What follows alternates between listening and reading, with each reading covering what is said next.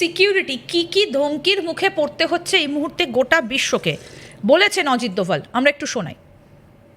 বন্ধুরা, আমাদের নতুন সব নিরাপত্তা ঝুঁকি ও চ্যালেঞ্জ সম্পর্কে সচেতন হতে হবে। প্রথাগত সীমানা ছাড়িয়ে এখন নানা ধরনের অপ্রথাগত হুমকির উদ্ভব হয়েছে, যেমন প্রচলিত প্রতিরক্ষা ব্যবস্থাকে অকার্যকর করার সক্ষমতা, উদ্ভাবনী ও আমূল পরিবর্তনকারী প্রযুক্তি, ছদ্মবেশধারী বা ভিন্ন কৌশলের সন্ত্রাসবাদ এবং ক্রমবর্ধমান ডিজিটাল বিশ্বে সাইবার হুমকি। এসব কিছুই আমাদের জন্য গুরুত্বপূর্ণ নিরাপত্তা ঝুঁকি হিসেবে দেখা দিয়েছে। আজ আমরা এখানে আমাদের যৌথ আলোচনার মাধ্যমে এই অপ্রথাগত নিরাপত্তা চ্যালেঞ্জগুলোর কয়েকটি বিষয় নিয়ে পর্যালোচনা করব।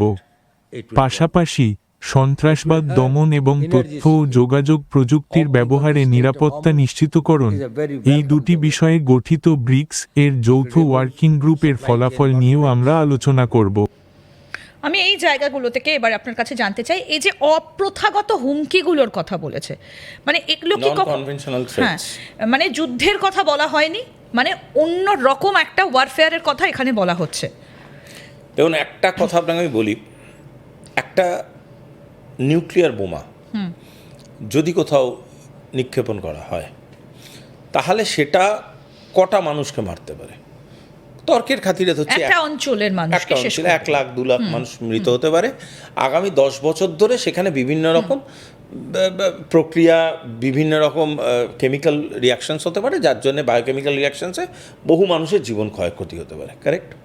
But that's a long term effect. তখন দেখবো আমরা হয়তো 10 লাখ লোক ক্ষতিগ্রস্ত হয়েছে। একটা ইচ্ছাকৃত করা মিথ্যে হোয়াটসঅ্যাপ মেসেজ যদি আপনি ফরওয়ার্ড করে দেন কাউকে এবং সেটা ভাইরাল হয়ে যায়, তাহলে কটা মানুষ মারা যেতে পারে, কত লাগতে পারে, কত মানুষের মানে নিঃশেষ হয়ে যেতে পারে, কত মানুষ হতে পারে। এটা ইচ্ছাকৃত করা যে প্রক্রিয়াটা হয়, সেই প্রক্রিয়াটা কিন্তু আপনি চোখে দেখতে পাবেন না। একটা নিউক্লিয়ার যখন এনগেজমেন্ট হয় তার তো অনেক প্রক্রিয়া, সে নানান রকম বিবৃতি হবে, একটা ট্রিগারিং হবে, লঞ্চিং হবে, একটা বিরাট ব্যাপার। কিন্তু একটা হোয়াটসঅ্যাপ ট্রিগার করতে কী লাগে? আসবে, টাক করে আপনি পাঠিয়ে দিলেন এবং সেখান থেকে একটা আগুন ছড়িয়ে গেল, মানুষ ক্ষেপে উঠল। এই যে এই প্রক্রিয়াটা, এটাও এক ধরনের সোশ্যাল থ্রেট এবং this is also one kind of terrorism. এটা আমরা হয়তো ইনফরমেশন টেররিজম বলে এটাকে কাউন্টার করতে লাগে ইনফরমেশন ওয়ারফেয়ার।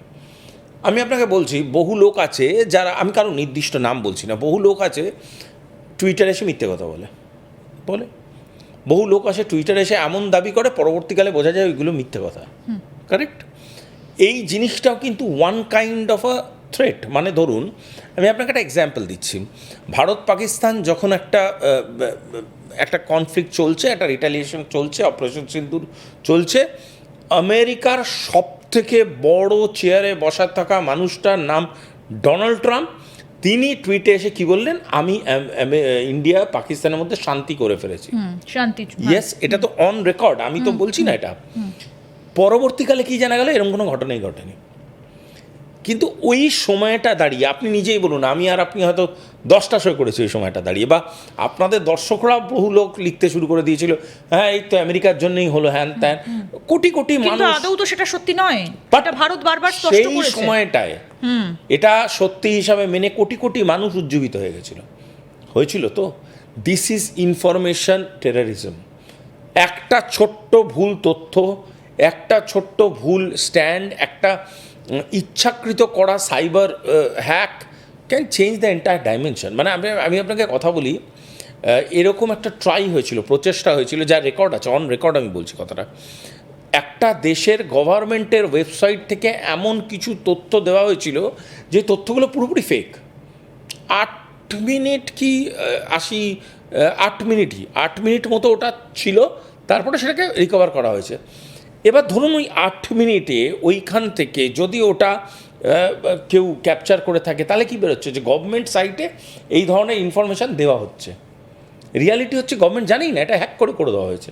সুতরাং সাইবার সিকিউরিটি নিয়ে আজকে যখন আমরা কথা বলি, সাইবার সিকিউরিটি মানে আমাদের প্রথমেই মাথায় এসে যায় ব্যাঙ্ক অ্যাকাউন্ট, প্রথমেই মাথায় এসে আমাদের সোশ্যাল মিডিয়া অ্যাকাউন্টগুলো থেকে কিছু পোস্ট হওয়া, বাট আজকের ডেটে সাইবার সিকিউরিটি তার থেকে অনেক অনেক অনেক যোজন গুণ এগিয়ে গেছে, এবং এগিয়ে গেছে মানে এতটাই ভয়ঙ্কর। আপনাকে আমি বলি, আপনি যখন ইন্টারভিউ করছি, আপনার মোবাইল ফোন যখন নন অ্যাক্সেসেবল, আমাদের মোবাইল ফোন আমাদের নাম করে, আমাদের অ্যাকাউন্ট ইউজ করে কোনো একটা অন্য সাইটে গিয়ে, কোনো একটা গভর্নমেন্ট সাইটে গিয়ে হয়তো কেউ আমাদের নামে কিছু এমন পোস্ট করে আগুন ধরিয়ে দিতে পারে।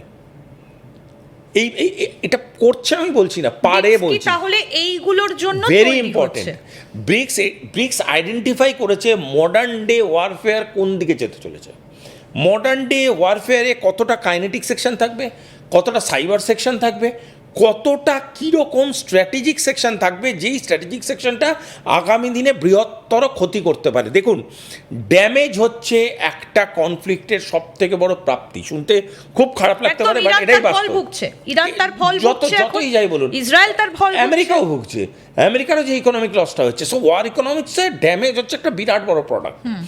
এই ড্যামেজটা যে যতটা মানুষের কাছে পৌঁছে দিতে পারবে, যারা ধরুন অসাধু মানুষ, তাদের কাছে যতটা ড্যামেজটা পৌঁছে দেওয়া গেল এবং সেই ড্যামেজটাকে যতটা কোয়ান্টিফাই করা গেল, জিনিসটা ততটাই পাওয়ারফুল এপিসোড হিসেবে তৈরি হবে। এবং আপনি ভেবে দেখুন কতটা ভয়ঙ্কর স্ট্র্যাটেজি হলে এখানে কিন্তু কাইনেটিক হচ্ছে না, মানে আপনি একটা অস্ত্রকে ট্রিগার করছেন, হয়তো ট্রেনে, বাসে, মেট্রোতে, হয়তো রাস্তা দিয়ে যেতে যেতে ট্রিগার করছেন, কেউ জানতে পারছে না, আপনার পাশের লোকটাও জানে না যে you are actually triggering something. বন্দুক বার করলে, গুলি চালালে সেটা বোঝা যায়। আমি যদি আজকে কোনো একটা জায়গায় গিয়ে বোম ট্রিগার করতে যাই, কিছু তো বোঝা যেতেই পারে, বাট একটা লোক যদি মোবাইলে কিছু করে, একটা লোক কোনো ল্যাপটপ নিয়ে কোনো একটা জায়গায়, you never know what is happening. একদম। এবং এই বৈঠক থেকে ভারত কিন্তু আমেরিকারকেও একটা কড়া বার্তা দিয়েছে। কি বলেছেন অজিত দোভাল এই ইরান এবং ইউএসের এই যুদ্ধটা নিয়ে? শোনাবো সেটাও। যুক্তরাষ্ট্র ও ইরানের মধ্যে স্বাক্ষরিত সমঝোতা স্মারকটিকে ভারত স্বাগত জানায়। এই বিষয়ে আমাদের মধ্যে সতর্ক আশাবাদ রয়েছে এবং আমরা আশা করি এটি সফল হবে। এটি জ্বালানি নিরাপত্তা নিশ্চিত করতে সহায়তা করবে। হরমুজ প্রণালী সচল রাখা একটি অত্যন্ত ইতিবাচক পদক্ষেপ। এটি সাপ্লাই চেইনর প্রতিবন্ধকতা দূর করতে সাহায্য করবে। এই সাপ্লাই চেন, এটা যে কতটা ইম্পর্টেন্ট হয়তো আজকে গোটা বিশ্ব সেটা বুঝতে পারছে এতদিন যুদ্ধ হয়ে যাবার পর থেকে। কারণ মে মাসটা গোটাটা, মার্চ, এপ্রিল, মে, গোটা মাসটা চলে গেছে, 3টে মাস চলে গেছে, জুন মাসও প্রায় শেষের পথে। তাহলে আমেরিকার এই যে পদক্ষেপ, সেটার কি এবার মাসুল আমেরিকাকে গুনতে হবে? সেই কারণেই কি এত বেশি চিন্তিত ডোনাল্ড ট্রাম্প? দেখুন, আমেরিকা কোনো না কোনো জায়গায় গিয়ে যেভাবে এনার্জি সেক্টরটাকে ক্ষতিগ্রস্ত করে দিয়েছে, যেভাবে এনার্জি সেক্টরটাকে ধাক্কা দিয়েছে, এই যে এক্ষুনি আপনি আমাদের NSA 1-এর বক্তৃতা শোনাচ্ছিলেন, সেখানে উনি একটা কথা ইউজ করলেন, এনার্জি সিকিউরিটি। কি সাংঘাতিক ব্যাপার! এনার্জি সিকিউরিটি, গ্লোবাল এফেক্ট, সেটা দেখিয়ে দিলেন এই আমেরিকা ইরান কনফ্লিক্ট। আজকের ডেটে দাঁড়িয়ে আপনি আমাকে একটা কথা বলুন,